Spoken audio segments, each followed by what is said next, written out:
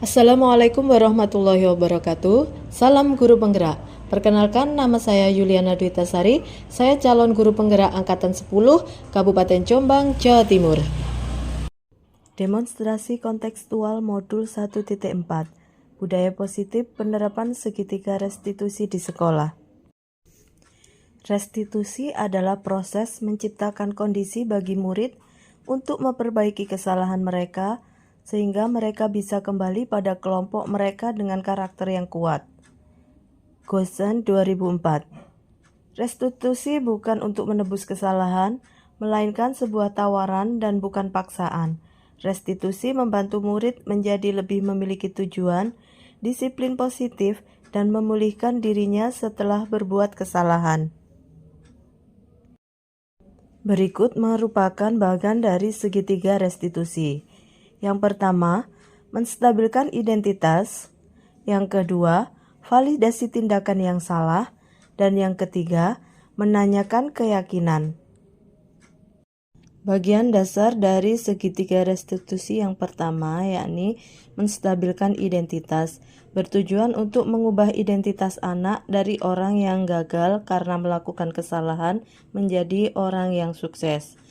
Anak yang melanggar peraturan karena sedang mencari perhatian adalah anak yang sedang mengalami kegagalan.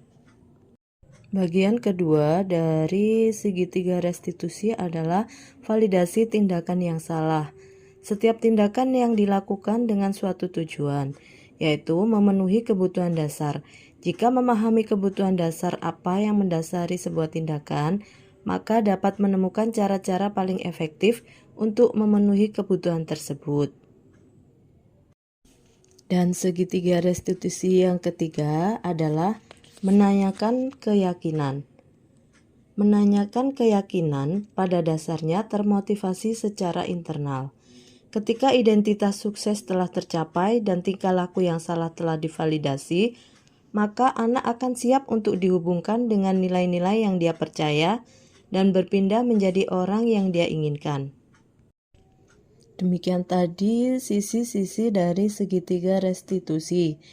Penting untuk melakukan penguatan terhadap perilaku yang baik dalam memberikan pendidikan. Dapat dilihat dari kasus pertama untuk segitiga restitusinya. Faza sering tidak masuk sekolah dengan izin dan kadang-kadang tanpa keterangan. Setiap bulan bahkan setiap minggu selalu 1 atau 2 hari tidak masuk. Alasan yang selalu dikemukakan adalah sakit perut. Suatu saat ketika di pagi hari Faza tidak masuk sekolah, tetapi pada sore hari dia berangkat bekerja kelompok di rumah temannya.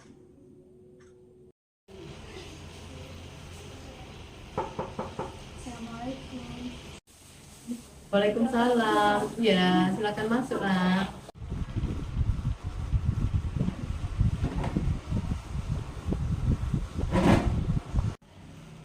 Menurut kamu, kira-kira sudah berapa kali kamu tidak masuk? Setiap minggu saya selalu ada saya tidak masuk. Baik, kamu sekarang bisa cerita. Kenapa kamu sering tidak masuk di setiap minggunya? Saya sakit perut. Sudah diperiksakan? Sakit apa kata dokternya? Sudah Bu, saya sakit mah. Apakah sakit mah terjadwal di setiap minggunya? Tidak. Nah, kan? Baik, sekarang Ibu bertanya pada kamu. Sering tidak masuk, apakah memberi pengaruh pada belajarmu? Banyak ya? Nah, kira-kira pengaruhnya apa saja? Bisa kamu sebutkan? Bisa Bu, saya tertinggal belajar. Padahal saya berbuka soal. Dan saya tertinggal berbicara dengan teman sekelas. Faza, tadi Ibu mendengar dari teman sekelasmu, kamu kemarin tidak masuk lagi ya? Iya Bu.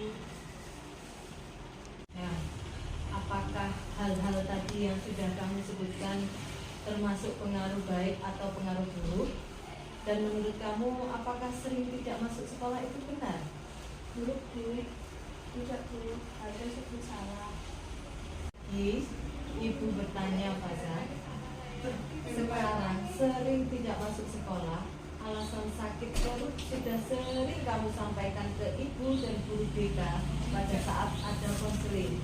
Tapi ketika pagi hari kamu tidak masuk, ternyata sore harinya kamu ketahuan belajar kelompok di rumah temanmu. Bagaimana kamu bisa menjelaskan hal itu? Karena saya terpaksa ikut dulu sama teman-teman. Kamu kemarin alasannya dipaksa dan dijemput rumahmu untuk kerja kelompok. Menurut ibu, berbuat kesalahan itu manusiawi. Setiap orang pasti pernah melakukan kesalahan. Yang terpenting kita bisa belajar dari kesalahan tersebut dan berusaha untuk memperbaikinya. Setuju? Setuju Bu, sebenarnya saya tidak ada teman yang memberi tumpangan ke sekolah dan orang tua saya tidak bisa mengantar serta di kelas saya tidak memiliki teman. Kita sudah ketemu jawaban dari pertanyaan ibu tadi. Nah, kita cari solusinya bersama ya. Iya Bu. Kamu tahu peraturan sekolah? Tahu Bu, ada batasan maksimal izin tidak masuk dan apa Bu? Kamu juga tahu keyakinan kelas yang sudah kita sepakati? Tahu Bu. Kalau berbohong, apakah sesuai dengan keyakinan kelas kita? Tidak Bu. Menurut kamu, keyakinan kelas apa yang sudah kamu langgar? Kejujuran Bu. Menurut kamu, kejujuran itu penting atau tidak? Penting Bu, karena membuat saya dipercaya orang dan disenangi teman-teman. Betul sekali nak, kejujuran sangat penting untuk kita miliki. Untuk membantu menciptakan lingkungan belajar yang positif, dipercaya teman dan lebih bertanggung jawab. Iya Bu, saya menyesal sudah sering berbohong dan tidak masuk. Saya mohon maaf sudah sering tidak masuk. Iya Faza, Bu Yuli sangat senang sekali. Sikap yang sangat baik kamu sudah lakukan dengan cara meminta maaf. Menurut kamu, apa yang akan kamu lakukan agar kamu bisa rajin masuk sekolah lagi? Saya akan berjalan kaki jika tidak ada teman yang memberikan tumpangan atau saat orang tua tidak bisa mengantar, dan saya tidak akan memilih-milih teman dalam bergaul. Baik Faza, alhamdulillah Bu Juliana sangat senang sekali kamu sudah menemukan solusinya dan ibu akan bekerja sama dengan orang tua kamu agar kamu kedepannya rajin belajar ke sekolah. Sekarang silakan kamu kembali ke kelas ya. Ya, terima kasih Bu. Saya mau tidur.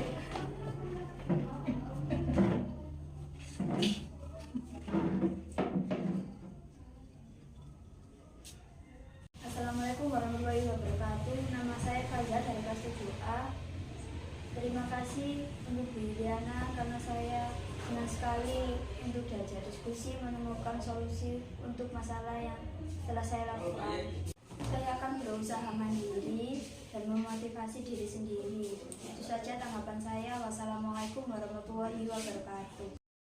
Contoh penerapan segitiga restitusi pada kasus kedua adalah ketika jam kosong karena tidak ada guru di kelas, beberapa anak laki-laki bermain Uno dan ditegur oleh Pak Rizal yang kebetulan mengajar di kelas sebelahnya. Mereka akhirnya diberi sanksi atas tindakannya tersebut. Selamat siang anak-anak. Siang Bu. Kalian tahu kenapa kalian dipanggil untuk ke sini? Tahu Bu. Anak-anak, tadi Ibu dapat laporan dari Pak Rizal, kalian katanya bermain Uno di jam pelajaran. Iya Bu. Ya Bu, tadi kami bermain Uno saat jam pelajaran berlangsung. Nah, sekarang coba kalian ceritakan kronologi dari kejadian tersebut.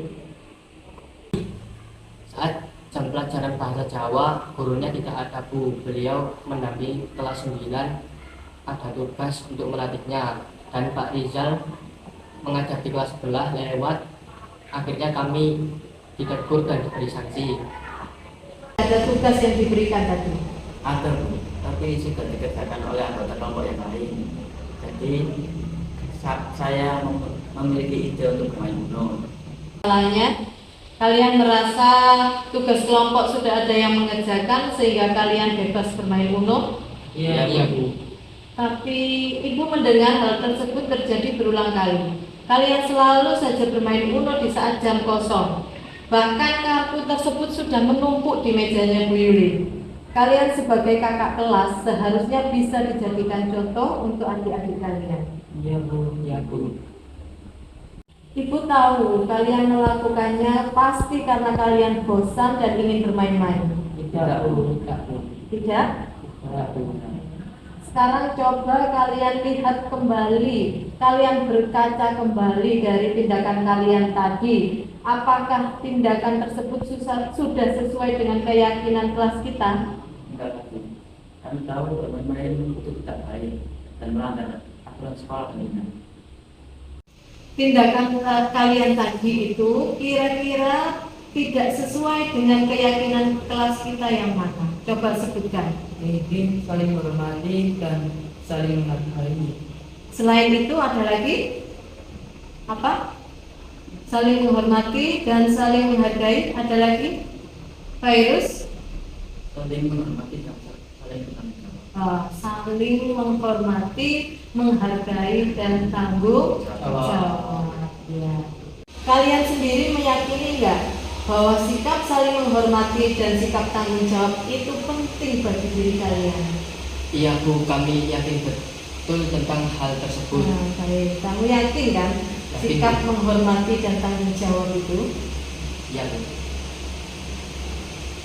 Nah, jika kalian telah meyakininya, apakah kalian bersedia memperbaiki kesalahan yang sudah kalian buat tadi? Bersedia Bu, kami akan mencoba untuk memperbaikinya. Baik, sekarang coba kalian bayangkan, apabila kalian telah menyelesaikan masalah tadi, masalah ini ya yang sudah kalian buat, kira-kira bagaimana perasaan kalian dan kalian akan menjadi orang yang seperti apa jika kalian sudah berhasil menyelesaikan masalah ini? Senang sekali Bu, karena kami akan menjadi orang yang bertanggung jawab dan bisa menghormati orang lain ke depannya. Baik sekali. Baguslah anak-anak. Alhamdulillah. Sekarang kalian telah memahaminya dan kalian sudah menyadari akan kesalahan kalian yang sudah diperbuat tadi. Selanjutnya kita akan bersama-sama untuk mencoba menyelesaikan masalah ini agar tidak terulang lagi ke depannya, dan agar tidak menjadi kebiasaan yang kurang positif di kelas kalian. Terima kasih Bu. Sama-sama anak-anak.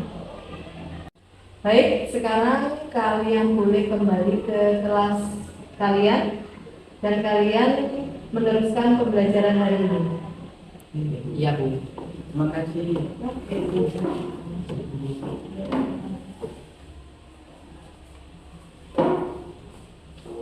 Assalamualaikum warahmatullahi wabarakatuh. Saya Muhammad Fairuz dari kelas 8B. Saya Rizky Dwi dari kelas 8B. Saya Raja Atika dari kelas 8B. Mengucapkan terima kasih kepada Bu Yuliana. Senang sekali diajak diskusi dengan Bu Yuliana untuk menyelesaikan masalah atas kesalahan yang kami lakukan tadi. Kami tidak akan mengulanginya lagi dan kami akan menjadi pribadi yang lebih baik lagi. Terima kasih Bu Yuliana. Wassalamualaikum warahmatullahi wabarakatuh. Tadi contoh kasus 1 dan contoh kasus 2 yang menerapkan segitiga restitusi dalam pemecahan masalahnya. Kesimpulannya adalah segitiga restitusi harus dapat kita terapkan dalam memecahkan masalah yang muncul. Posisi manajer dapat menunjang motivasi intrinsik murid. Di posisi ini, guru dapat menerapkan disiplin positif yang berpihak pada murid, yang memerdekakan murid untuk mencapai posisi sebagai manajer tentunya tidak mudah. Namun tujuan kita pasti yaitu menciptakan murid-murid yang mandiri, merdeka, dan bertanggung jawab. Sekian dan terima kasih. Calon guru penggerak angkatan 10 tergerak, bergerak, dan menggerakkan.